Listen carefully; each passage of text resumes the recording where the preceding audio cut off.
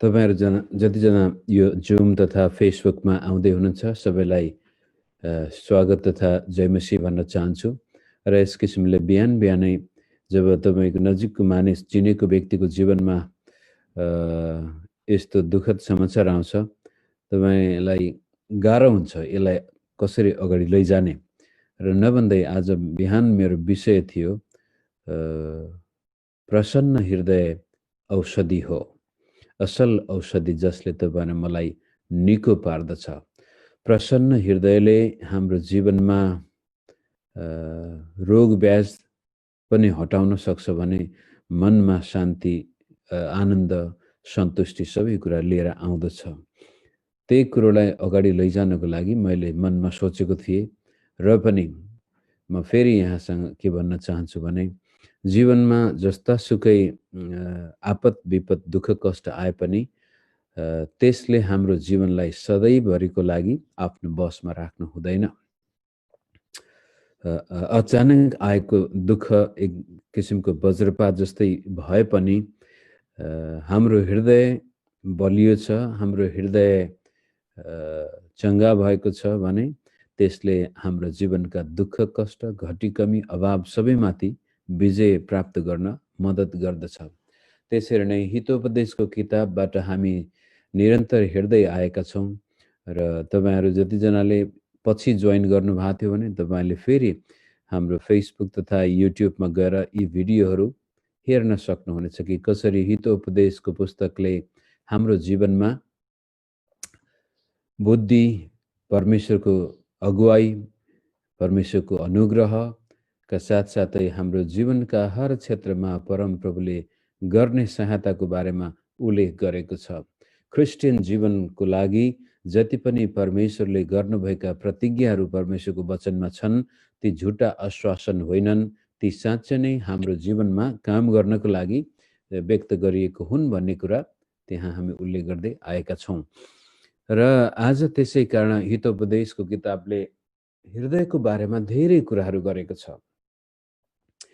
जस्तो तपाईँ मेरो हृदय छ त्यस्तै प्रकारको जीवन हुनेछ भन्ने कुरा विभिन्न प्रकारले उल्लेख गरेको छ। त्यही कुरो म जाँच्नको लागि आज 17 को 22 पदबाट अगाडि लैजान चाहन्छु। 17 अध्यायको 22 पदमा यसरी भन्छ, प्रसन्न हृदय असल औषधि हो, तर पेलिएको आत्माले हड्डीहरू सुकाउँछ। प्रसन्न हृदय, खुशी हृदय, अंग्रेजीमा चीयरफुल हार्ट भन्छ। र दोस्रो कोरिन्थीको 8 अनि 9 अध्यायमा पावलले परमेश्वरलाई भेटी दशांश दिने कुरामा पनि God loves the cheerful giver भनेको छ। चीयरफुल खुशी प्रसन्न हृदयले दिनेलाई परमेश्वरले प्रेम गर्नुहुन्छ भने त्यस्तै प्रकारले प्रसन्न हृदय भएको मानिसको शरीरमा पनि अचम्म प्रकारको परमेश्वरीय चङ्गाइपन आउँदो रहेछ। तपाईँ र मेरो हृदयमा खुसी छैनौँ, हृदयमा सन्तुष्टि छैन, हृदय ठिक छैन भनेदेखि बाहिरी संसार जतिसुकै सही भए पनि अर्थ लाग्दैन। अनि त्यो प्रसन्न हृदय केले हाम्रो हृदय प्रसन्न पार्दो रहेछ त भन्ने कुरा धेरै ठाउँमा धेरै छन्, तर पनि 12 अध्यायको 25 पदले एउटा कुरा थपेको छ, चिन्तित हृदयले मानिसलाई कमजोर तुल्याउँछ, तर दयालु वचनले त्यसलाई हर्षित तुल्याउँछ, प्रसन्न तुल्याउँछ भनेको दयालु वचन। यदि हाम्रो हृदयमा हामी चिन्तित छौँ, हाम्रो हृदय खुसी छैन, हाम्रो हृदय दुखी छ भने त्यति बेलामा त्यो हृदयलाई प्रसन्न पार्ने, हर्षित बनाउने माध्यम वचन नै रहेछन्। दयालु वचन,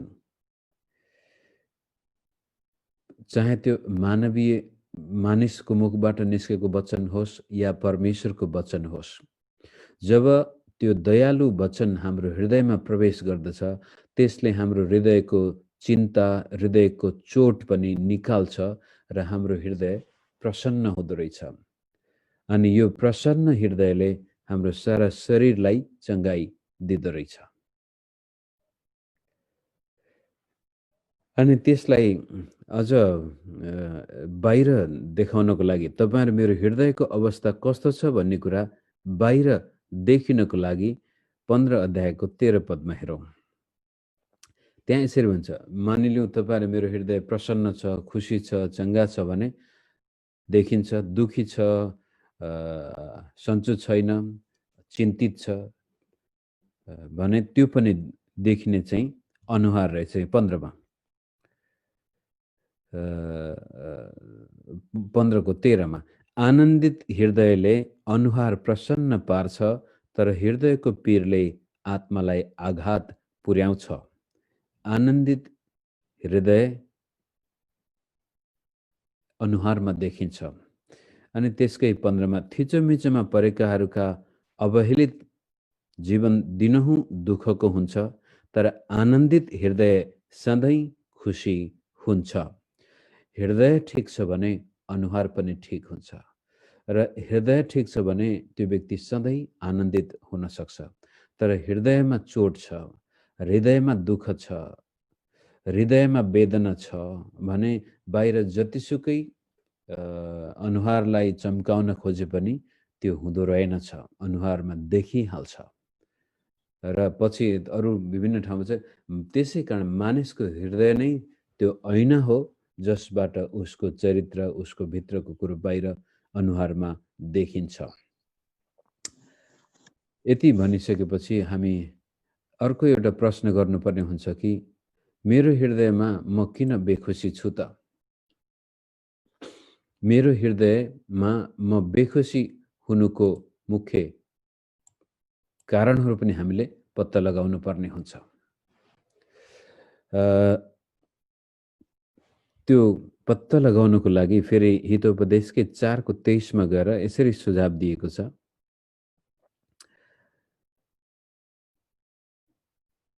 सबै कुराभन्दा बढी आफ्नो हृदयलाई सुरक्षित राख, किनभने त्यो सारा जीवनको मूल हो।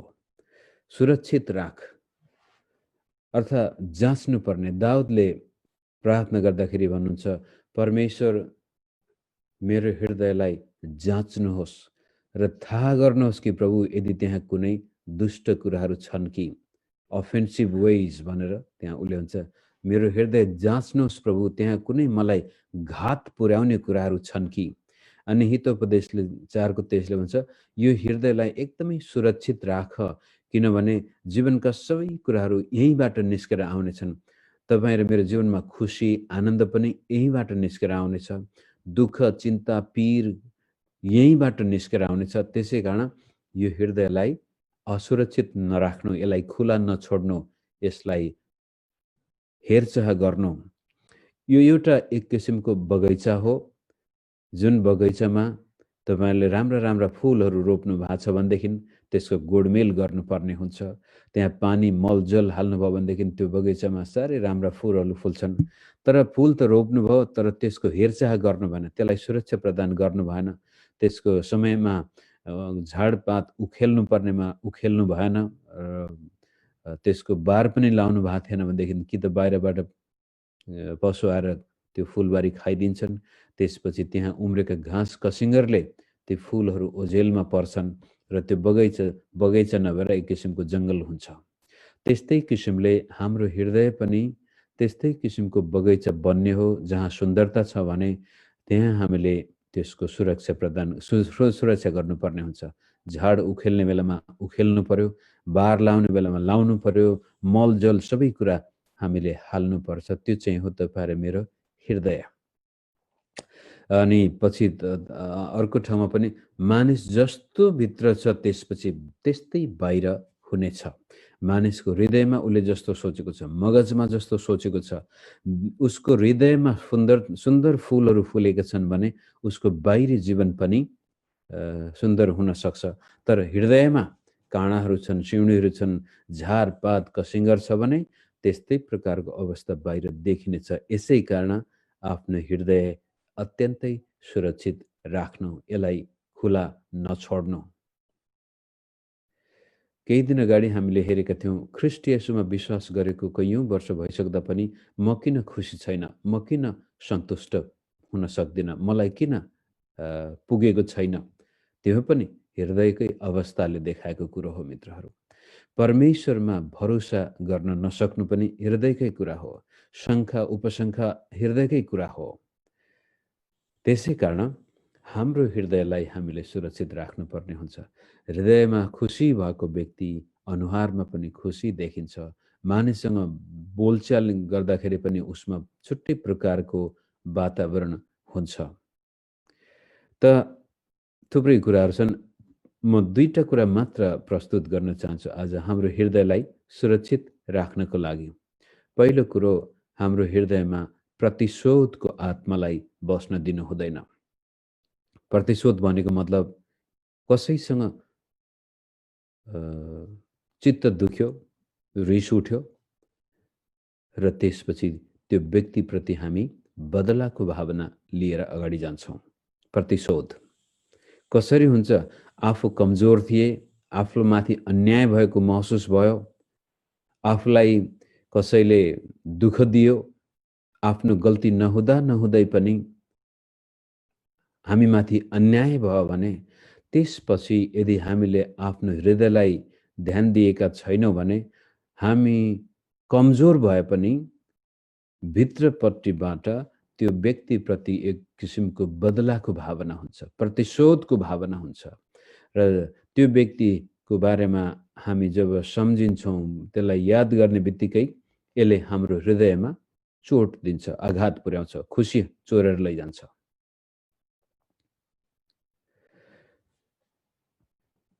परमेश्वरसँग त हाम्रो सम्बन्ध ठिक छ भन्छौँ, तर मानिसले हाम्रो जीवनमा पुर्याएको चोटको कारण हामी भित्र बदलाको भावना, प्रतिशोधको भावना, अनि त्यो व्यक्तिसँग मुखले राम्रै बोले पनि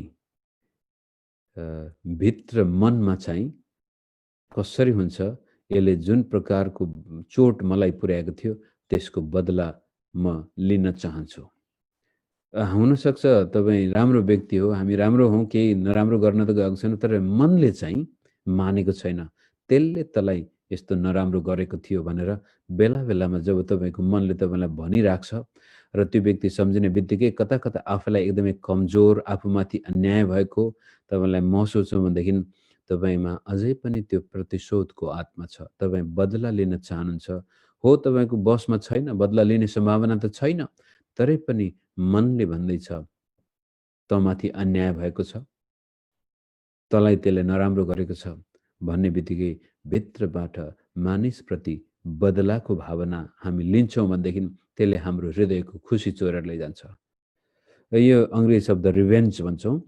रिभेन्ज यस्तो गजबको एउटा शक्तिशाली भावना, इमोसन हो रे। त्यो तपाईँले आफ्ना शत्रुमाथि बदला लिन सक्नुभयो भने एकदमै उत्तेजित त्यो मगजमा त्यस्तो प्रकारको प्रतिक्रिया आउँछ, अति आनन्द आउँछ रे भने त्यसकै खोजीमा हामी कता कता भित्रबाटै गइरहेछौँ भनेदेखि त्यसले जो बदला लिइसकेपछि त्यो आनन्द सिद्धिएपछि झन् त्यहाँ बेखुसी उत्पन्न हुन्छ त्यसपछि। र यदि बदला लिन सकेन भने त्यसले आफैलाई खाइरहेको हुन्छ, रिस भित्रभित्रै गुम्सिएको हुन्छ, चोटहरू भित्रभित्रै गुम्सिएका हुन्छन्। त प्रतिशोधको सट्टा हामीले क्षमा दिनु नै सबैभन्दा शक्तिशाली एउटा दबाई हो। तपाईँ र मलाई दुःख दिने व्यक्तिहरूलाई आफ्नो हृदयबाट निकाल्ने उपाय चाहिँ क्षमा दिनु। त्यसै कारण प्रभुको प्रार्थनामा पनि प्रभुले भन्छ, हाम्रा अपराधलाई क्षमा गर्नुहोस् प्रभु, जसरी हामीले हाम्रा अपराधीलाई क्षमा गरेका छौँ। हाम्रो विरुद्धमा कसैले पाइला चालेको थियो भनेदेखि त्यो व्यक्तिलाई क्षमा दिनु बाहेक अर्को उपाय हामीसँग छैन खुसी हुनको लागि। बदला लिनुभयो भने पनि त्यसले अन्तिममा बेखुसी नै बनाउँदछ। त जीवनमा तपाईँ र म खुसी हुन चाहन्छौँ भनेदेखि प्रभुको प्रार्थनामा भने जस्तै, परमेश्वर हाम्रा पापलाई क्षमा गर्नुहोस् जसरी हामीले हाम्रा विरुद्धमा पाप गर्नेहरूलाई क्षमा गरेका छौँ। मलाई चोट पुर्याउने व्यक्तिलाई मैले क्षमा दिएको छु। कतिपटक व्यक्ति मात्र होइन, परिस्थिति पनि, जसै भुइँचालो आयो, भुइँचालोले घर विनाश भयो, परिवारका सदस्यहरू मारेर लग्यो भनेदेखि हामी भुइँचालोसँग पनि दुश्मनी गरेर बसेका हुन सक्छौँ। त्यो भुइँचालो सम्झिने बित्तिकै भित्रपट्टिबाट त्यो त्यो के गर्ने, त्यसलाई सकेको भए नाश गर्ने मन हुन्छ। परिस्थितिहरू पनि हामी परिस्थितिप्रति पनि हामी त्यो बदला प्रतिशोधको आत्माले बसेका हुन सक्छौँ। परिस्थितिहरू आफैसँग पनि हामीले कतिपल्ट आफैलाई क्षमा दिन सकेका हुँदैनौँ। आफ्नो गल्ती हुन्छ, आफूले गल्ती गरेको कारण तैँले त्यस्तो नगरेको भए, त्यो बेलामा यस्तो नगरेको भए भनेर कतिपल्ट जब विवाहबारीमा समस्या हुन्छ, लोग्ने स्वास्नीमा समस्या हुँदाखेरि आफैले मन पराएर गएको केटा र केटीलाई सम्झिने बित्तिकै तैँले गर्दाखेरि यस्तो भएको, तँ योसँग नआएको भए, तैँले यसलाई नल्याएको भए, आफैलाई पनि हामी क्षमा दिन सक्दैनौँ। कहिलेकाहीँ आफूले माया प्रेम गरेको व्यक्ति अचानक मृत्यु हुन्छ भनेदेखि कता कता मैले गर्दाखेरि मैले राम्रो गरिनँ, ऊ बाँचुन्जेलसम्म म झगडा गर्दै बसेँ, मरेर गएपछि कता कता आफैलाई क्षमा दिन हामी सक्दैनौँ। आफूप्रति नै बदलाको भावना हुन्छ, प्रतिशोध हुन्छ। त मित्र, तपाईँको हृदय खुसी भएको देख्न चाहनुहुन्छ भनेदेखि कल्वरी क्रुसमा जसरी ख्रिस्टले तपाईँलाई क्षमा गरेको छ, त्यस्तै किसिमले तपाईँको विरुद्धमा आएका मानिसहरूलाई पनि क्षमा गर्न सिक्नुपर्छ। दिनदिनै भन्नुहोस्, प्रभु म त्यो व्यक्तिलाई क्षमा दिन त सक्दिनँ, तरै पनि मलाई मद्दत गर्नुहोस्, म क्षमा दिन चाहन्छु। म त्यो व्यक्तिलाई मेरो हृदयबाट बदलाको भावना नभएर म त्यसलाई स्वतन्त्र रूपले छोड्न चाहन्छु भनेर प्रार्थना गर्नुहोस्। तपाईँको हृदयमा परमेश्वरले तागत बल दिनुहुनेछ र ती व्यक्तिहरूलाई तपाईँले स्वतन्त्र रूपले छोड्न सक्नुहुनेछ। यदि क्षमा दिन सक्नु भएन भनेदेखि त्यो व्यक्ति त रमाइलो गरेर आछ आफ्नो जीवनमा, तर दुःख तपाईँ र मेरो हृदयमा हुन्छ। चोट, घाउ, हड्डीहरू मकिएर गएका हुन सक्छन् प्रतिशोधको आत्माले अगाडि जाँदाखेरि। त पहिलो कुरो, हाम्रो जीवनबाट प्रतिशोधलाई निकालौँ, त्यसको सट्टामा क्षमा दिने प्रयास गरौँ। जतिसुकै दुःख दिएको किन नहोस्, क्षमा दिनु नै परमेश्वरको चरित्रलाई धारण गर्नु, ख्रिस्टको मनलाई धारण गर्नु। र जब तपाईँ क्षमा दिनुहुन्छ, प्रतिशोधको सट्टामा तपाईँ पश्चाताप गरेर भन्नुहुन्छ, प्रभु माफ गर्नुहोस्, मैले कस्तो यो व्यक्तिलाई आफ्नो हृदयमा ठाउँ दिएको रहेछु, म त्यो ठाउँ तपाईँलाई दिन चाहन्छु। र जब तपाईँ क्षमा दिएर अगाडि जानुहुन्छ, त्यसले तपाईँको हृदय खुसी पार्छ। जब तपाईँको हृदय खुसी हुन्छ, त्यसले त्यसपछि तपाईँको शरीरमा चङ्गाई ल्याउँछ। धेरै व्यक्तिहरूले प्रमाणित गरेर भन्दैछन् कि क्षमा दिन सकेको खण्डमा शरीरका थुप्रै रोगहरू आफै निको हुन्छन्। तर क्षमा दिन नसकेको कारण प्रतिशोध र बदलाको भावनाले हामी गइरहेको हुनाले धेरै यी अनावश्यक रोगहरू जसको डाक्टरहरूले पनि उपचार गर्न सक्दैनन्, किनभने त्यसको दबाई नै छैन। दबाई भनेको नै क्षमा दिनु, प्रतिशोधको आत्मालाई निकाल्नु, हृदयमा खुसी हुनु, हृदयमा प्रसन्न हुनु। थिचोमिचोमा परेका व्यक्तिहरूले पनि जब क्षमा दिन्छन्, ती व्यक्तिहरू आत्मिक रूपले स्वतन्त्र हुन्छन्। त्यो एउटा कुरो थियो भनेदेखि अर्को कुरो छ प्रतिस्पर्धा। हाम्रो हृदयलाई बेखुसी पार्ने प्रतिशोध एउटा भावना थियो भने अर्को छ प्रतिस्पर्धा। यसले चाहिँ के भन्छ भने, हेर त फलानुलाई, तेरो साथीलाई, तेरो छिमेकीलाई कति अगाडि गइसके, तैँले त केही पनि गर्न सकेका छैनस्। हामी आफ्नो जीवनमा भएका सबै चिज वस्तु आशिषहरूलाई लिएर धन्यवादी बन्नुको सट्टामा असन्तुष्ट बन्दछौँ र आफूसँग भएको चिजलाई हेर्नुको सट्टामा आफूसँग नभएको चिजलाई हामी हेर्छौँ र त्यसपछि आफ्नो छिमेकीलाई हेर्छौँ, आफ्ना इष्टमित्रलाई हेर्छौँ र भन्छौँ, हेर फलानु कति अगाडि गइसक्यो, म त जहाँको त्यही। प्रतिस्पर्धा, अरूलाई देखेर अरूसँग तुलना गरेर हामी जिउन थाल्छौँ। त्यसपछि आफ्ना छोराछोरीहरू सबै ठिक छन्, हामीलाई खुसी लाग्छ, तर केही गरे आफ्नो एक दुईजना छोराछोरी बिग्रे भने त्यसपछि छिमेकमा अनुहार देखाउन पनि हामीलाई गाह्रो हुन्छ, प्रतिस्पर्धाले गर्दाखेरि। यो प्रतिस्पर्धाले तपाईहरु मेरो जीवनबाट खुसी सजिलै चोरेर लैजान्छ मित्र। अरूसँग तुलना गरेर हामी जिउन थाल्छौँ।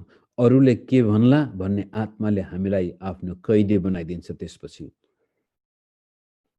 मानिसका विचारहरू, मानिसका तर्क वितर्कले हामीलाई परिभाषित गराइदिन्छ। यदि तपाईँ र म प्रतिस्पर्धाको आत्माले जीवन बिताइरहेछौँ भनेदेखि यसले सारा खुसी चोरेर लैजान्छ। किनभनेदेखि कोही न कोही व्यक्ति त हामीभन्दा राम्रो भइहाल्छ।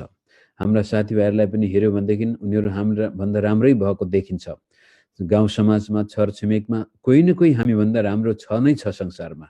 भने जबसम्म हामी ती व्यक्तिलाई जितेर खुसी प्राप्त गर्न चाहन्छौँ भने हामी कहिल्यै खुसी हुन सक्दैनौँ। किनभने कोही न कोही त्यहाँ देखा परिहाल्छ हामीभन्दा राम्रो। त प्रतिस्पर्धाको सट्टा हाम्रो हृदयमा हरेक मानिसप्रति प्रेम छ भने त्यसले हामीलाई अत्यन्त खुसी बनाउँछ। तपाईँको छरछिमेकमा एकअर्कासँग प्रतिस्पर्धा गर्नुको सट्टामा प्रेमको सम्बन्ध राख्नुभयो भने त्यसले तपाईँको हृदयमा खुसी ल्याउनेछ। साथीभाइ, तपाईँको सायद जवानहरू कसैले यो सुन्दै हुनुहुन्छ भनेदेखि हाई स्कुलमा पढ्ने साथीहरूलाई हेर्नुभयो भने अहिले तपाईँ अब 30, 35, 40 वर्ष भयो, 85 वर्ष भयो र हिजो अस्ति स्कुलमा पढ्ने साथीहरू सबैले धेरै ठुलो प्रगति गरेको छ। आफू चाहिँ सामान्य भएर बाँचेको छ भनेदेखि प्रतिस्पर्धा गर्ने मान्छे एकदमै दुखी हुन्छ। तर प्रेमसँग चल्ने व्यक्ति, ओहो मेरो साथीले त राम्रो प्रगति गरेछ भनेर आफ्नो साथीको प्रगतिमा ऊ खुसी हुन सक्छ र त्यसपछि आफ्नो जीवनमा जति पनि दिएको छ ती कुरालाई उसले धन्यवादी हृदयले स्वीकार गर्छ। प्रभु धन्यवाद, मलाई तपाईँले स्वास्थ्य दिनुभएको छ, परिवार दिनुभएको छ, खाना लाउन दिनुभएको छ, म आज यस्तो विपन्न बेहालमा हुनु परेको छैन। आफूसँग जे छ त्यसमा सन्तुष्ट भएर आफ्ना छिमेकीको प्रगतिमा प्रेमपूर्वक प्रसन्न हुन सक्नु नै त्यो व्यक्तिले प्रतिस्पर्धाको आत्मामाथि विजय पाएको हुन्छ। नत्र मानिस ड्रिभन भन्छ, के भन्छ, फलानाले त यस्तो गर्यो मैले त गर्न सकेका छैन, फलानुले यति प्राप्त गरिसक्यो मैले केही पनि गर्न सकेका छैन। अनि यस्तो तुलनात्मक हिसाबले मानिस जब जिउँछ भनेदेखि उसको जीवनबाट खुसी, आनन्द सबै नष्ट भएर जान्छन्। अनि प्रगति गर्नुको सट्टामा हामी झन् आफ्नो दुर्गतिलाई निम्त्याउँछौँ। त्यसै कारण आज बिहानको यो हितोपदेशको सन्देशबाट म यहाँलाई के उत्साह दिन चाहन्छु भनेदेखि मित्र, मानिसको जीवनमा खुसी प्रभुले धेरै दिइसक्नु भएको छ।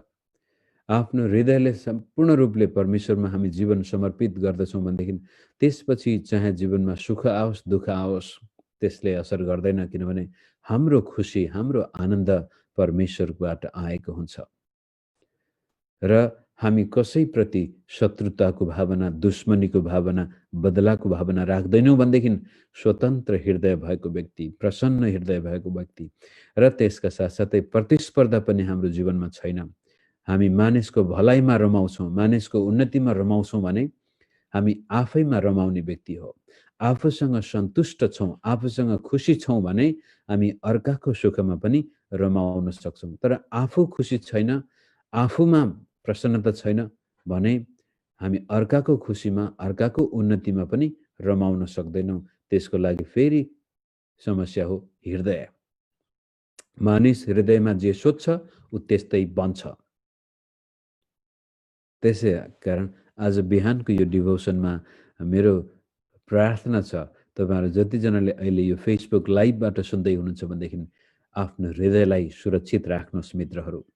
त्यसलाई खुला छोडिदिनु भयो, असुरक्षित राख्नुभयो भने त्यहाँ तुरन्तै प्रतिशोधको आत्मा आउँछ र त्यसपछि प्रतिस्पर्धाको आत्मा आएर तपाईँको जीवनमा परमेश्वरले दिन सक्ने सबै खुसी, आनन्द चोरेर लैजान सक्छ र त्यसका साथसाथै तपाईँको स्वास्थ्य पनि यसले बिगाड्न सक्छ।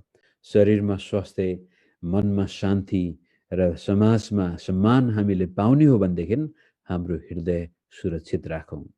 यसमा दूषित कुराहरू आउन नदिउँ, झाड कसिङ्गरहरू समयमै उखेलेर फालौँ र असल फुलहरू फुलेको खण्डमा त्यसपछि हामी त्यो गीत गाउन सक्छौँ, फुलको आँखामा फुलै संसार, काँडाको आँखामा काँडै संसार। अनि येशू प्रभुले नि भन्नुभयो, तिमीहरूको हृदयमा जे कुरो भरिएको छ, हृदय जुन कुराले भरिएको छ त्यही कुरो तिमीहरूको मुखबाट पनि निस्कनेछ र मुखबाट मात्र होइन, तपाईँ र मेरो अनुहारमा पनि त्यो चम्किनेछ। मानिससँग सङ्गत गर्दाखेरि हामीले बोल्नु नै पर्दैन, हाम्रो उपस्थिति मात्रै त्यहाँ हुँदाखेरि मानिसले थाहा पाउँछन् यो व्यक्ति खुसी, आनन्द, सन्तुष्टिले भरिएको छ कि यो व्यक्ति कुटिल, प्रतिशोध र प्रतिस्पर्धाको भावनाले भरिएको छ। आफै थाहा हुन्छ। कहिलेकाहीँ लाग्न सक्छ मैले मेरो मनमा जे सोचेको छु मान्छेलाई थाहा छैन होला। होइन मित्रहरू, मान्छेलाई थाहा हुन्छ। म तपाईँलाई भेट्न आएँ मानिलिउँ र तपाईँको घरमा तपाईँले मलाई बोलाउनु भयो, तपाईँको घर एकदमै चिटिक्क राम्रो सुन्दर घर बनाएरै छ भने मभित्र त्यो तपाईँप्रति एकदमै ओहो मेरो साथीको घर कति राम्रो भनेर त्यो प्रसन्न भावना छ भने मैले भन्नु नै पर्दैन, तपाईँलाई थाहा हुन्छ। तर मभित्र चाहिँ त्यो प्रतिस्पर्धाको आत्मा छ, यसले मात्रै बनाउने पख्न म पनि बनाएर देखाउँछु नि भन्ने त्यस्तो कुटिल मन्ती भावना छ भने मुखले जति हाँसेर आहा कति राम्रो घर भने पनि त्यो व्यक्तिलाई थाहा हुन्छ। यो एउटा रहस्य तपाईँले सायद सुन्नुभएको थियो कि थिएन। तपाईँले आफ्नो हृदयमा भएका भावना कहिल्यै लुकाउन सक्नुहुन्न। हामीलाई लाग्न सक्छ मान्छेलाई थाहा छैन होला, तर मानिसलाई थाहा छ। त्यो थाहा पाउने मानिसलाई थाहा नपाए हुनसक्छ फेरि, तर कता कता त्यो देखिहाल्छ अन्तिममा गएर यो व्यक्ति मेरो वास्तविक भलो चिताउने मान्छे होइन भनेर बुझि नै हाल्छ त्यो व्यक्तिले। त्यसलाई गजबले एउटा अङ्ग्रेजी शब्द त इन्ट्युसन छ, तर प्रभुमा समय बिताउने मान्छे, पवित्र आत्माले भरिएको मान्छे अझ त्यसको इन्ट्युसन त तिखो हुन्छ। त त्यस किसिमले तपाईँभित्रको भलाइको आत्मा म भलो व्यक्ति हुँ भनेर चिच्याउनै पर्दैन, आफै मान्छेले बुझिहाल्छ। त्यस्तै प्रकारले तपाईँभित्रको कुटिल भावना पनि म कुटिल हुँ भनेर भन्नु पर्दैन, त्यो आफै मान्छेले बुझिहाल्छन्। त्यति खतरनाक छ तपाईँहरू मेरो हृदयमा भएका यी प्रतिशोध र प्रतिस्पर्धा र असन्तुष्टिका आत्माहरू। र त्यसका सट्टा तपाईँभित्र प्रेम छ, क्षमादान छ र माया प्रेम सबैको भलाइको लागि तपाईँले आफ्नो विचार राख्नु भएको छ भनेदेखि त्यो पनि बताउनु पर्दैन, आफै मान्छेले थाहा पाउँ यो मान्छे चाहिँ ठिक छ, यो मान्छे भलो छ, यसले मेरो भलाइ चाहन्छ भनेर मानिस जब तपाईँसँग सङ्गत गर्छन् थाहा पाइहाल्छन्। भनेको मतलब यो अनुहारमा यस्तो गजबको एन्टेना के भन्छ सिग्नलहरू छन्, यसले मान्छेको त्यो रिसेप्टिभिटीमा कनेक्ट गरिरहेको हुन्छ। त यति भन्दै आजको यो वचन म यही राख्न चाहन्छु कि तपाईँ मेरो व्यक्तिगत जीवनमा यदि हाम्रो हृदय खुसी छ, हृदय प्रसन्न छ भनेदेखि शरीरमा स्वास्थ्य र समाजमा सही सम्बन्ध कायम हुन्छ र मानिसहरूसँग हाम्रो सङ्गत पनि गर्दाखेरि मिठास आउँछ, उत्पन्न राम्रो प्रकारको वातावरण त्यहाँ सिर्जना हुन्छ। तर केही गरी हृदयमा हामीले प्रतिशोध र प्रतिस्पर्धा जन्मिन दियौँ भनेदेखि यसले सारा शरीर त्यसपछि बिरामी बनाउन सक्छ। यति भन्दै म फेसबुकबाट बिदा हुन्छु।